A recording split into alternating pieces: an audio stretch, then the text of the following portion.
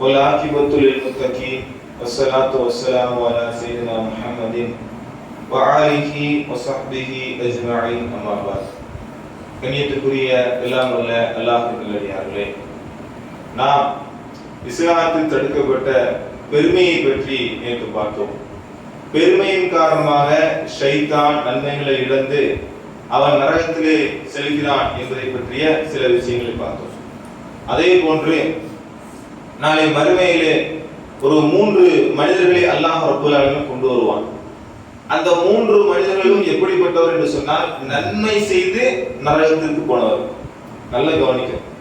ஒருத்தன் தொழாம இருந்து, நோன்பு வைக்காம இருந்து, ஹஜ் செய்யாம இருந்து, இஸ்லாம் தடுத்த தீமையான காரியங்களை செய்து அதனால அவன் நரகத்துக்கு போனானீங்களே, அதுல எந்த பிரச்சனையும் இல்லை. ஏன்னா அவன் என்ன செய்யல, நன்மை செய்யல, தீமை தான் செஞ்சிருக்கான். ஆனா நன்மையெல்லாம் செஞ்சு ஆனாலும் என்ன செய்யறான், நரகத்துக்கு போறானா இல்லையா? ஏன் போறான் அப்படின்னா, முகஸ்துதிக்காக, பெருமைக்காக வேண்டி அந்த நன்மையான காரியங்களை செஞ்சதுனால அல்லாஹ் நினைச்சான் அவனை தூக்கி நரகத்துல போனான். எப்படி அல்லாஹ் தஆலா சொல்லி காமிக்கிறான், ரசூலுல்லாஹ் சொல்லி காமிக்கிறாங்க, வரஜுலுன் தஅல்லமல் இல்ம வஅல்லமஹு.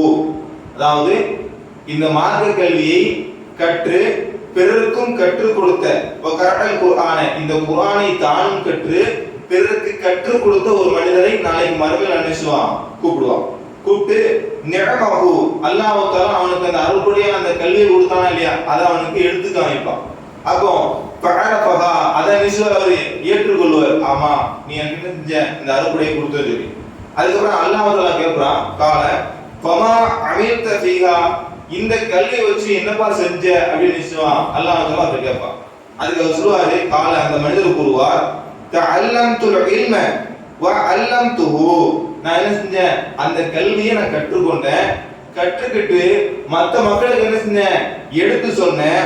வகரஅத்துல் ஃபீக குர்ஆன, உனக்காக நான் என்ன செஞ்சேன், குர்ஆனை ஓதனையா அல்லாஹ் அப்படி சொல்லுவார். அப்படிதான் உண்மையா சொல்லுவார். அல்லாஹ், நான் என்ன செஞ்சேன், நீ கொடுத்த அறிவை வச்சு குர்ஆனை படிச்சேன், இந்த மற்ற மக்களுக்கு எடுத்து சொன்னேன், உனக்காக வேண்டி குர்ஆனை ஓதுனேன் அப்படி சொல்லும்போது அல்லாஹ் சொல்லுவான், கால, அல்லாஹ் சொல்லுவான், கதப்த, நீ பொய் சொல்ற.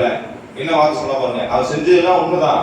ஆனா அல்லாஹ் சொல்றான், கதப்த, நீ பொய் சொல்கிறாய். வலாகின்னக, என்றாலும், தஅல்லம்தல் இல்ம, நீ கல்வியறிவை படிச்ச, ஏந்திரமா படிச்ச, நீ உக்கால மக்கள் எல்லாம் சொல்லணும், ஆலிமுன், இவர் மிகப்பெரிய ஆலிம், வகரஅத்தல் குர்ஆன, நீ குர்ஆனை படிச்ச, ஏந்திரமா படிச்ச, நீ மிகப்பெரிய மார்க்க அறிஞர் அப்படின்னு சொல்லி மக்கள் எல்லாம் என்ன செய்யணும், பேசணும். அதுக்காக நீ படிச்ச. நீ உக்கால, அல்லாஹ் சொல்லுவான், ஹுவ காரியுன், நீ மிகப்பெரிய குர்ஆனை திறமையாக ஓதக்கூடிய ஒரு காரி அப்படின்னு மக்கள் எல்லாம் என்ன செய்யணும், பேசணும். அதுக்காக நீ என்ன செஞ்ச, குர்ஆனை படிச்சேன்னு சொல்லிட்டு அல்லாஹ் சொல்லுவான், பக்கத்து கீழே உறுதியாக அது கூறப்பட்டு விட்டது. சும்மா பிறகு உமிரபிஹி, அல்லாஹ் தஆலா கட்டளையிடுவான், ஃபசுஹிப அலா வஜ்ஹி ஹத்தா உல்கிய ஃபின்னார், அவரை முகங்குப்புற அல்லாஹ் நினைச்சுவான், நரகத்துல தூக்கி போடுவான். யோசிச்சு பாருங்க, ஒரு மனுஷன் அல்லாஹ் கூப்பிடுதான், கூப்பிட்டு நான் உனக்கு செஞ்ச அருளுடைய அல்லாஹ் நினைவுபடுத்துறான், உனக்கு கல்வி கொடுத்தான் இல்லையா, அதை வச்சு நீ என்ன செஞ்ச, எல்லாம் நான் குர்ஆனை படிச்சேன். சரி, அந்த குர்ஆனை படிச்சு மத்தவங்களுக்கு என்ன செஞ்சேன், கத்து கொடுத்தேன் அப்படின்னு உண்மையை சொல்றாரு. ஆனா அல்லாஹ் சொல்றான், கதப்த, நீ பொய் சொல்ற. ஏன் தெரியுமா நீ படிச்ச, ஏன் தெரியுமா மக்களுக்கு சொல்லி கொடுத்த, நீ பெரிய மார்க்க அறிஞர் அப்படின்னு ஆலிமுன், மக்கள் பேசணும் அப்படின்னு நினைச்ச, நீ மிகப்பெரிய காரி, இவர் குர்ஆன் ஓதுனாரா என்ன அழகா ஓதுவார் தெரியுமா அப்படி மக்கள் நினைச்சிருக்காங்க இல்லையா. அந்த ஓதுறதுல மக்கள் நினைச்சாங்க, கட்டுப்படுத்தி வச்சிருப்பாங்க. எங்க அசரத்து துவா கேட்டார் அப்படின்னா, எங்க அசரத்து குர்ஆன் ஓதுனார் அப்படின்னா என்ன அழகா இருக்கு தெரியுமா அப்படின்னு மக்கள் தன்னை புகழணும் அப்படின்னு நினைச்சு அவர் செஞ்சார் அப்படின்னா, நாளைக்கு மறுமை நாள்ல இப்படிப்பட்ட மனிதர் அல்லாஹ் நினைச்சான், முகங்குப்புற தூக்கி போட்டான். அதான் முக்கியமான விஷயம். இன்னைக்கு நிறைய பேருக்கு இந்த கல்வி அறிவுனால நிறைய பேருக்கு பெருமைகள் வருது. சிலர் பாத்தீங்கன்னா பேருக்கு முன்னாடி என்ன சொல்லுவாங்க, மௌலானான்னு போடுவாங்க. மௌலானா அந்த ஹசரத்து, ஹசரத்து கிப்லா அவர் பேரு எல்லாம் போடுவாங்க. இப்படிலாம் போடுறது மார்க்கத்துல அண்ணன் இருக்கா?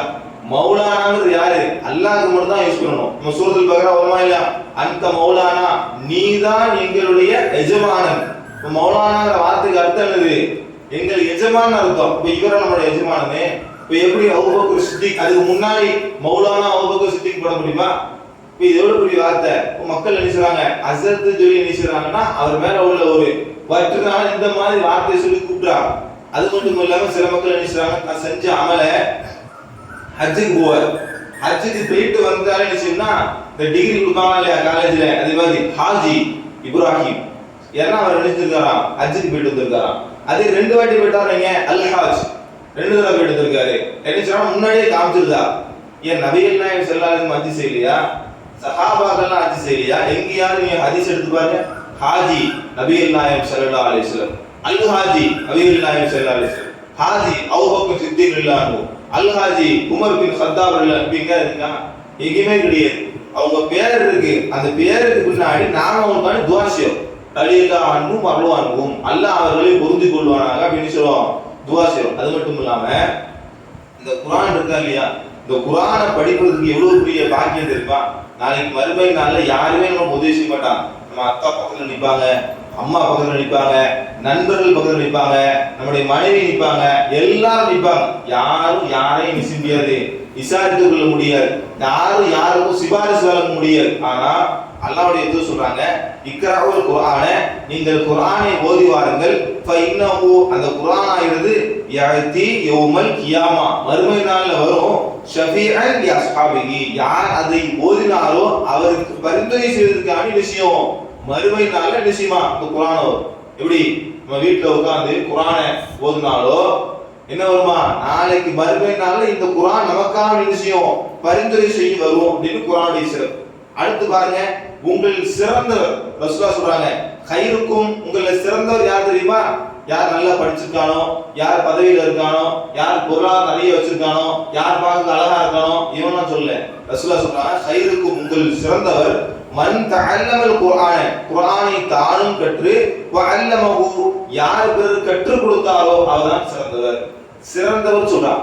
அதுக்கு அடுத்து ரசூலுல்லாஹ் சொல்றாங்க, இன்னல்லாஹ யர்ஃபஉ பி ஹாதல் கிதாப் இந்த குர்ஆன் மூலம் சிலருடைய அந்தஸ்துகளை உயர்த்துகிறான், அக்வாமன் வ யலஉ பிஹி ஆஃபரீன் சிலருடைய அந்தஸ்துகளை தாழ்த்துகிறான் சொல்றாங்க ரசூலுல்லாஹ். யாரெல்லாம் குர்ஆனை ஏற்று அதன்படி வாழறாங்க இல்லையா, அந்த மக்களுடைய அந்தஸ்தை உயர்த்துறான். எப்படி உயர்த்துறான்?